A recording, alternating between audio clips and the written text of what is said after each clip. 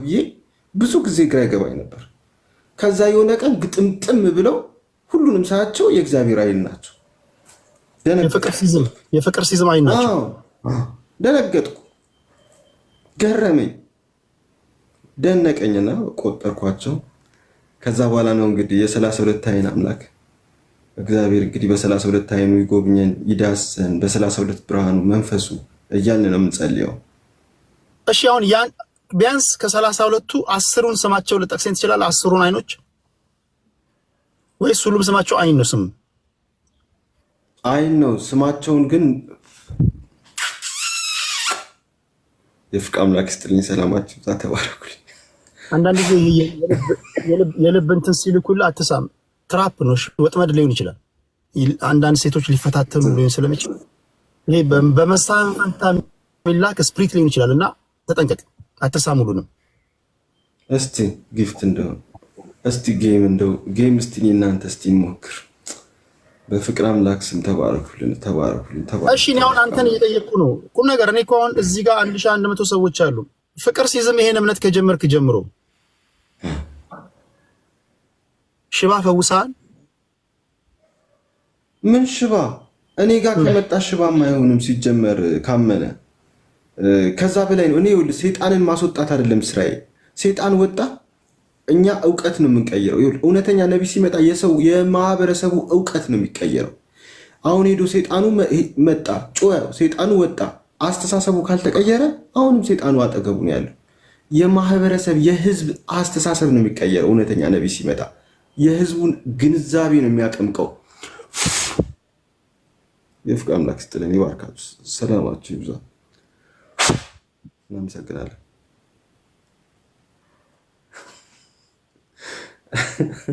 እንደዛ ነው። ሰይጣኑን ጥሩ ዜጋ አድርገህ ትቀይረዋለህ። ግንዛቤ ነው ሰይጣን ማለት ቀንድ ያለው ጥቁር ምናምን ሳይሆን የማህበረሰብ ግንዛቤ ነው። ግንዛቤያችን በጠፋ ቁጥር ሰይጣኖች እንሆናለን። አሁን እኛ ዘረኞች፣ ተንኮለኛ፣ የሆነ ሃይማኖተኛ፣ ጎጠኛ፣ ቡድንተኛ ስንሆን ነው ሰይጣን ማለት ሌላ ነገር አይደለም። የግንዛቤ መጣመም፣ የአስተሳሰብ መጣመም፣ የአመለካከት መጣመም ነው ሰይጣን ማለት። አስተሳሰባችን ሲቃና በፍቅር ማሰብ፣ ማሰላሰል፣ ማገናዘብና ሙሴ መተግበሩና መከወን ማመንና መፈጸም ስንችል ነገሮችን ሁሉ በፍቅር መመልከት፣ ማየት፣ ማሰላሰል፣ መመለስ፣ መተርጎም ስንችል ነው መንፈስ ቅዱስ በ32 አይኑ እግዚአብሔር እንድንገነዘብ፣ እንድናይ፣ እንድንመለከት ያደርገናል። ቀናና መልካም ሰዎች እንድንሆን ያደርገናል። ግን ነገሮችን በተጣመመ እይታ ስናይ፣ ስንገነዘብና ስናሰላስል፣ ስንወስንና ስንል ሰይጣን ነው። ሰይጣን ማለት ግንዛቤ ነው፣ ሌላ ነገር አይደለም። የመልካም ነገሮች አለቃ አለ። አሁን በክርስቲያኖች ዘንድ እግዚአብሔር መልካም ነገሮች ሁሉ ከእግዚአብሔር ናቸው ብሎ ያምናሉ። አንተ ጋር ደግሞ ሰይጣን የሚባል የለም ካልክ እነዚህ ክፉ ነገሮች የክፉ ነገሮች አባታቸው ማን ነው ታዲያ? እኮ ክፉ ነገሮች ማለት ሰይጣን ማለት ክፉ ሐሳብ ነው። ክፉ ሐሳብ እንድታስብ የሚያደርግ ሳኮም ነው። ክፉ ውሳኔ እንድትወስን የሚያደርግ ሳኮር ነው። ክፉ እምነት ደግሞ እንዲኖር የሚያደርግ ደግሞ ካሱም ነው። እነኚህ ሰይጣኖች ናቸው። ሶስት ሰይጣኖች ናቸው። በ32 አይኖቻችን እይታችን እንዲቀየር ያደርጉታል። በ32 መንፈስ ክፉ ሐሳብ እንድታስብ በ32 መንፈስ በሶስት ስሜት ክፉ ሐሳብ እንድታስብ የሚያደርግ ሳኮር ነው። ድርጊቱን ደግሞ እንድታደርግ የሚያደርግ ደግሞ ሳኮም መጥፎ ሐሳባችንን የሚቀማ ሰይጣን ነው። ሳኩር ደግሞ ተግባራችንን ነው። ካሱም ደግሞ እምነታችን ነው። ስለዚህ እነኚህ ሶስት ሰይጣኖች በሐሳብ በእምነትና በተግባራችን ላይ ተጽዕኖ ይኖራቸዋል። እነኚህን ነው የሚቀየሩት። እና እነኚህ ሰይጣኖች የት ነው የሚቀመጡት? ታችኛው የሰውነት ክፍላችን ፓንታችን ጋር ያሉት ፀጉሮች ምንድነው ጭገር የሚባሉት ውስጥ ነው የሚለጠፉት። ተናበው ነው የሚሰሩት። አዎ ሰይጣን እኛ ጋር የሚቀመጠው ታች ያለው የሰውነት ክፍል ላይ ነው። ለዛ ነው እዛ ጋር የሚጸልየው። እዛ ጋር ይጸለይበታል፣ ያሹታል እና ጸሎት ይደረጋል። አሁን ብዙዎቹ እንደዛ እየተደረጉ እየተፈወሱ ነው ያሉት። ብዙ ሰዎች እየዳኑ ነው ያሉት። እና ታዲያ እዚህ ጋር ከሆነ ያሉት ከታች ቤታችን ከሆነ እኛ ስንረካ እነሱም ይረካሉ ማለት ነው።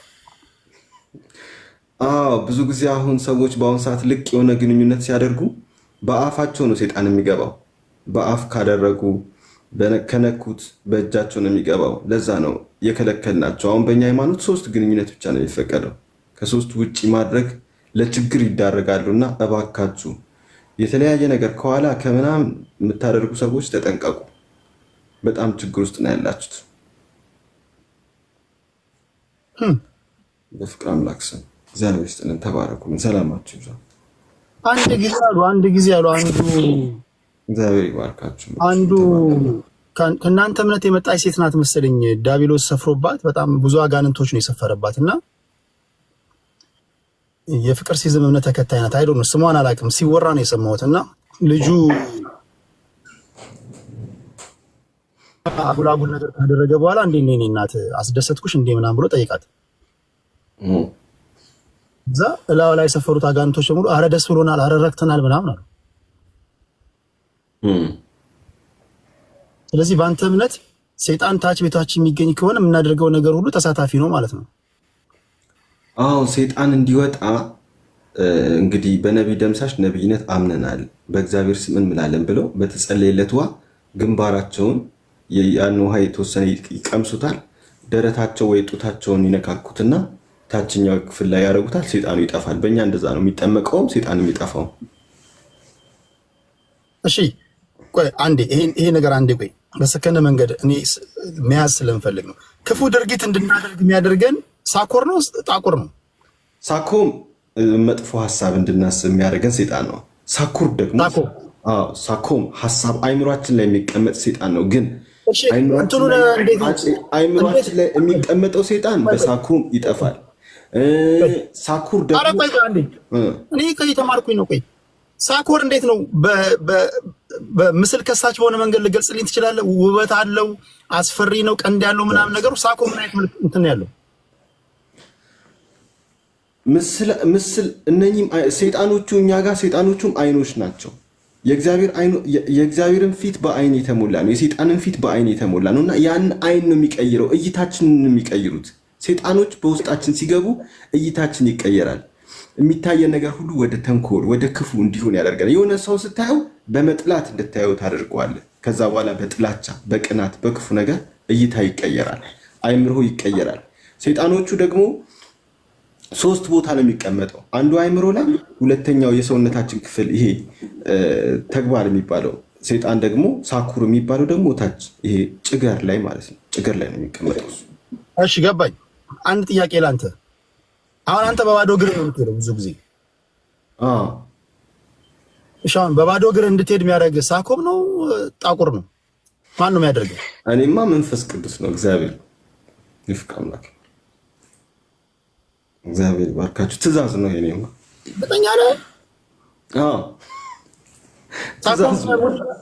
ሳኮም ሙድ እያዘባል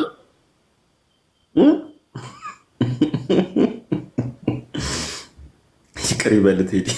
ፍቅር አምላክ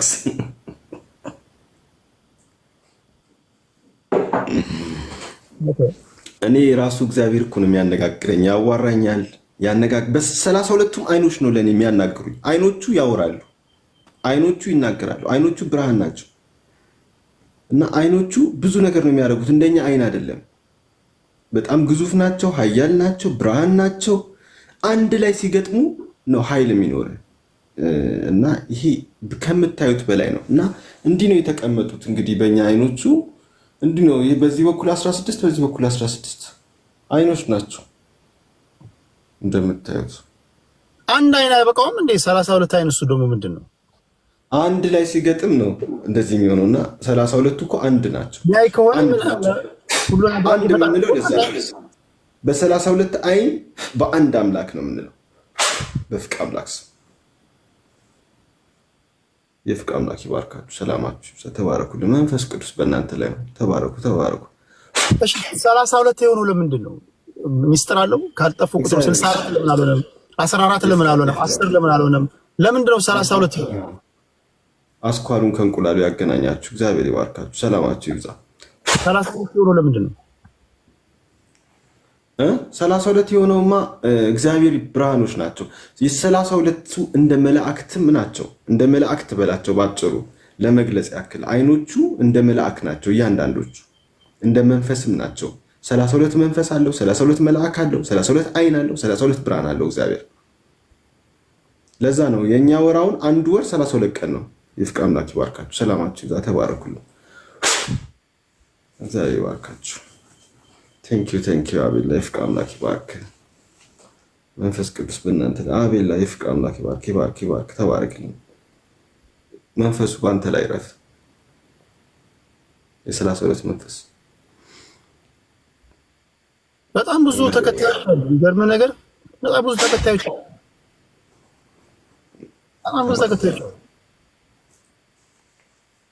ይመስገን። በጣም አሁን እያደጉ ነው። ዓለም አቀፍም እየሆኑ ነው። ከኡጋንዳም፣ ከናይጄሪያም፣ ከኬንያም፣ ከአሜሪካ